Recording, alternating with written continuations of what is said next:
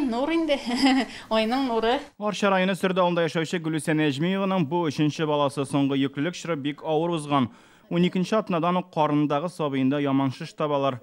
16-нчы атнада ул тагын да ныграк үсә башлый. Җәй уртасында Нәжмиеваны Екатеринбург шәһәренә операциягә җибәрәләр. Бик курыктык, конечно. Ярдәмгә ирем килде, ул бик булышты. Гел әйбәт булыр дип торды. Екатеринбургта операцияны уңышлы башкардылар. Ләкин шиш барыбер үсүен дәвам итә. Сабый тугач та Республика балалар клиник хастаханәсендә эшләүче табиблар ашыгыч төстә консилиумга җыела. Операцияны үзләре ясарга булалар. Ул 4 сәгатькә сузыла. 1 килограмм да 100 грамм шишне кисеп алалар. Бу шиш эчкә үсмәде, тышка үсте. Менә аның бер яхшы ягы бар. Менә шулай иттереп аны тугандан сразу әйттеләр, диагнозын куйдылар.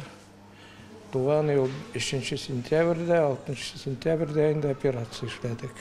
Айнур әлегә системалар ала, ул табиблар күзәтүендә. Яхшы булсын дип, операция орыннары яхшы тазарсын дип, анализлар әйбәт булсын дип, гел дугалар укып торабыз. Хәзер ничек бала? Хәзер Аллага шөкер әйбәт. Тазаруга бара, алга барабыз. Нәни Айнурны шушы көннәрдә чыгарга планлаштыралар. Аны әтисе, әбисе 2 бер туган апасы түземсезлек белән көтә. Руслан Судинов, Игорь Романов, Яңа Гасыр каналы.